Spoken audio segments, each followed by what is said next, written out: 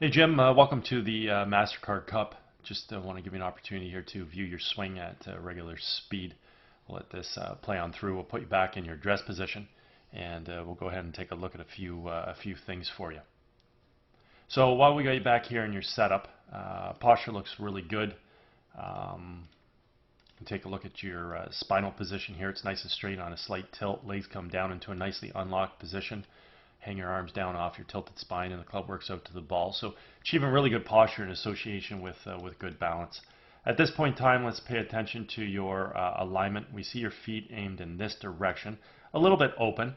Obviously, theoretically, your club face is supposed to run parallel to your feet. Parallel lines on camera would have an appearance to converge. And under that philosophy, I mean, we can pretty much see that you're sort of set up down the center to right center of the fairway. Now, I do want to look at your alignment a little bit more as it relates to your upper body, because at this point in time, what I want you to notice is that we can see your entire right arm underneath your left arm. This tells us that if I were to lay an alignment tool on your forearms are going considerably out to the right, and they're going more right of your feet, as are your shoulders. So your shoulders and arms right now are stacked quite open to your feet, which are also already open. This tells us that you're probably going to swing the club from an outside to an inside swing path. At that point in time, you're going to have to leave the club face massively open, because what's going to happen is you're going to start the ball somewhere sort of out in this direction where you're aimed, and then by leaving the face open, hopefully you can impart some right to left spin and hit some form of a fade or slice that finds the intended target. Let's go ahead and do a little split screen comparison between you and Jordan Spieth. We'll flip them over to left-handed, and we'll just go ahead and take a look at the golf swings here. Got some color-coded lines up on the screen just to use as a visual reference as it pertains to swing plane. But before we go ahead and take a look at that, let's just pay attention to alignment. Look at where our feet are going. Yours are going right, his are running parallel to his club face. Okay? Look at his arms. You can't see his right arm underneath his left arm, so that tells us that his forearms are also running parallel to his feet, as are his shoulders. So this is very, very important at address, as it influences the path and the plane of the golf club. Now, with Jordan Spieth, as he initiates his takeaway, he creates good shoulder rotation, drawing his arms and hands back as well as the club. We want the club coming back directly along the red line on plane. Also, in the early stages of the golf swing through here, we need to incorporate some wrist hinge into play, which means we're going to transition the club head from being below and in front of our hands to getting this golf club now above and behind the hands. Very, very important move in the transitional takeaway here. At this point in time, we're going to work the golf club from red up towards the blue-yellow V zone. When we finally set the club at the top of the backswing, we want to have the right arm of the club either situated on the yellow line, anywhere in between the blue-yellow V zone, or physically up on blue, as we can see with Jordan Spieth. We also want to create full shoulder rotation, and we want to do this about a very stable left leg, all the while maintaining the posture axis that we achieved at address. As we go ahead and watch you initiate your takeaway, very, very common for people that are set up open to take the golf club a little bit outside of swing plane. So let's take a look here and see what happens. So your hands and arms are coming back, and that's exactly what's occurring. We can see your hands in the club shaft and the club head moving ever so slightly outside of the swing plane, just meaning it's moving a little to the left of the red line. It is a very nice takeaway. You're turning your shoulders, you're extending your arms. Let's see if you get some wrist hinge into play and you transition the club head above and behind the hand. So starting to work above, starting to work a little bit behind. Club shaft's a bit steep per se, but as long as that lays off a little bit, no real issues, and it does right there, so that's a good job. As we work this right to the top, let's see where you set things. We can see when you finally get to the top of your backswing. We've turned the shoulders quite well. Stable left side, maintaining the posture. Arms are in pretty good geometry relative to the core.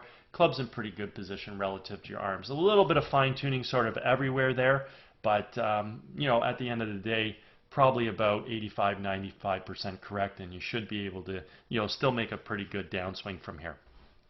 As we create our transition back into the ball, we simply now want to take our weight from our left side. We want to move it to the right by firing the knees and the hips laterally to the target. We want to unwind the core, fire the hands, and in doing so, we want to bring the golf club from the blue-yellow V zone back down on top of red. And that's exactly what we see here. with Jordan Spieth, the golf club has returned back to on plane. The other thing we want to observe at this stage of the golf swing is the relationship between the lead form and the golf club. I refer to this as the check mark position. This simply means that the club head right now is remaining above and behind his hands coming into the hitting zone. This is what's going to allow us to create a lot of power in our golf swing, let alone also our ability to hit the ball straight due to the fact that, as we've already mentioned, the club has returned back to plane, which is a main criteria in producing straight golf shots.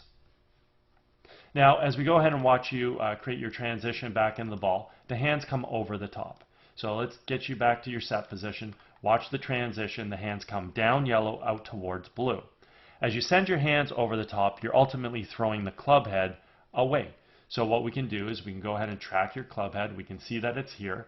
We can go to the next frame. You're pushing it further out in front. Next frame, further out in front, and ultimately outside of the golf ball. Okay? So if we just sort of connect the dots, we can get a pretty good visual sense as to what that descending plane was coming into the golf ball. And because we came over the top, we can see that the club is tracking into the ball too steep, and it's ultimately attacking the ball from outside. With Jordan Spieth, we can see the club returned again back to plane here and simply tracks into the golf ball directly from this red line. And as I've already stipulated, again, this is what produces a straight golf shot in accordance to our alignment, lastly assuming that the club face squares up via having a good grip. So seeing that the descending planes here are vastly different, we can go ahead and pay attention to the path of the club now.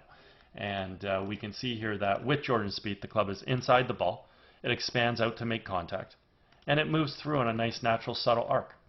Your club is stuck, came at the ball from outside, is getting ready to strike the ball right now, and keeps moving aggressively to the inside. So if we happen to square the club face up to that path, very simply what's going to happen is we'll hit the ball solid. The problem is we're going to pull the ball way out to the right. If we happen to release the club to the same path, not only will we pull the ball right, but we're going to hit some form of a pull draw or pull hook. If we leave the club face a little bit open to the path, well, this is good because then we can sort of block the ball a little left of that, impart a little bit of right to left spin because the face was open, and we'll hit a nice little fade that will stay on line. If we happen to leave the club face too open to the red path, incredibly, we can start the ball even further left, even though we're swinging way right. At that point in time, we need to realize that the club face was massively open and we're imparting a ton of right to left spin, and we're going to hit a block slice. So the end result of the golf shot is solely dictated based on the timing of the club face. When the golf club is attacking the ball from the outside, striking the ball, and moving to the inside, if we happen to square the club face up to the path, the ball will follow red. If we over-release the club relative to the path, it will continue down the smaller red arrows. If we leave it wide open, it's going to follow blue, and if we time it properly, it'll follow yellow. And those are the kind of golf shots you are obviously hoping for, that you leave the face a little open and you can control it, and the ball will follow the yellow arrows. Unfortunately, very, very difficult to do on a repetitive basis. As we continue to move through, I like the fact your left heel is slightly off the ground through impact. Let's see if you carry on with your footwork through to your finish. And you sort of fall back on your right side there for quite a while, and then you push off that foot and try and get up on the toe and almost get yourself to a full finish. Let's just notice with Jordan Spieth, we get fully up onto the toe of the left foot. That'll get our weight to our right side, no problem. Hips can square around, etc., etc. But overall, you are getting yourself to a pretty decent finish there, but you could obviously refine that footwork just a hair more. Overall, some nice athletic qualities in your golf swing. Your hands work really, really well. They come back, they fire through. Your core works well. You coil, you uncoil. You got decent enough footwork, it allows you to get through to a finish. Your starting position, posture, balance, looks great. Alignment, not too bad. We're aiming a little right with the feet and more right with the upper body. And again, that is influencing, again, this out to in path. At that point in time, with this golf club moving so aggressively from over the top and out to in, you now have to leave that club face open. So let's see what this club face did through this out to in path. So it looks like the club face squared up, and yeah, we can see that. So the golf ball is leaving in this direction. Okay? It's also leaving with a very low launch angle, and it's leaving with a low launch angle because the club face closed and over-closed, actually, or over-released, and therefore de-lofted the club, and when we take loft away from the club, launch angle is going to reduce. So the ball is heading in the direction somewhat of where you're swinging. It looks like the club face released, so you've probably imparted a little bit of left to right spin on the ball as well. The ball will continue to move low and right in this particular swing. So anyways, at any point in time, if you want to work on any of these aspects of your golf game, I'm located over at Glen Abbey in Oakville. Be happy to structure a little program for you. Also, if you're involved with any golf tournaments at all, you guys are looking for a unique gift to give your guests, feel free to touch base. I'd be happy to discuss my swing analysis services. Anyways, I hope you had a fabulous day, and I hope you enjoyed getting an opportunity to see your swing on video.